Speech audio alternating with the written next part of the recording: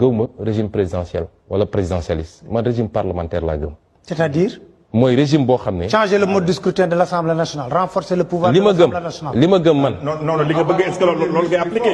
voilà est-ce que loolu ngay appliqué. non est-ce que loolu ngay appliqué boo nekkee déclinaison yi bëri na non dama wax man li ma gëm. dama bokk li nga gëm est-ce que boo nekkee président loolu ngay appliqué boo toogee. justement est-ce que régime parlementaire ngay appliqué. non dama la comme par exemple Mamadou Dia ak Senghor. déedéet loolu c'était pas ça foofu on avait un bicéphalisme au présidentiel. donc c'est boo différent ñëwee da ngay appliqué régime parlementaire. bàyyi ma expliquer dama wax. sama xalaat laa wax man. waaye dama bokk ci kuréel ànd ak ay nit dañuy waxtaan. am naa sañ-sañ wax man sama xalaat. dama gëm man ni le bon modèle mooy le régime parlementaire encadré. parce que koo tudd régime parlementaire mu ne woy instabilité nangam nangam non le régime parlementaire n'est pas forcément instable. le régime parlementaire canadien n'est pas instable. parce que li tax ma gëm ko mooy du créer benn surhomme.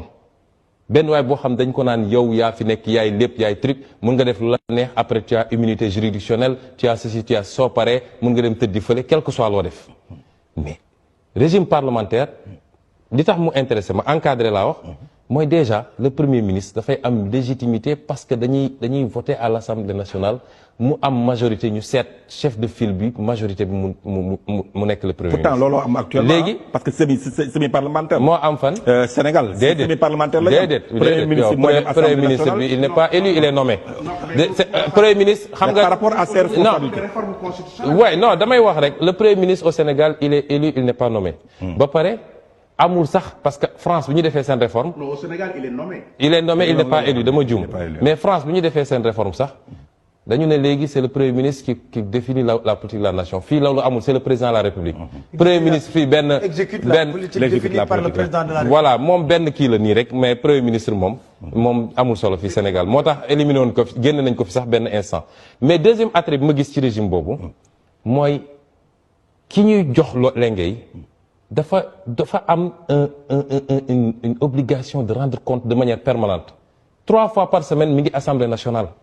jàkkaarloog les députés la représentation parlementaire di défendre ses projets gis nga temps yi Grande-Bretagne débat bi sur la sortie de l'euro ak li war a am du benn président buy toog fa leen di décider naa def naa li day ñëw toog ñi nga xam ne askan wi ñoom la ñu fal muy les députés di défendre ces dossiers le peuple di déglu les deux versions xam mais fii mun nga gis ku ñu fal ba mu jóge fi musoo gis mu toog wax fu ñu ko contredire sax même suy def émission sax day tànn ay journalistes ñu préparer ay questions mu ñëw wax donc mais su ma waxee loolu su loolu amul it ma terminer su loolu amul it fii li ma fi proposé c'est un encadrement une réduction des prérogatives du président de la République boole naa ci loolu à part li ma wax noonu ci kii bi nee na les fonds politiques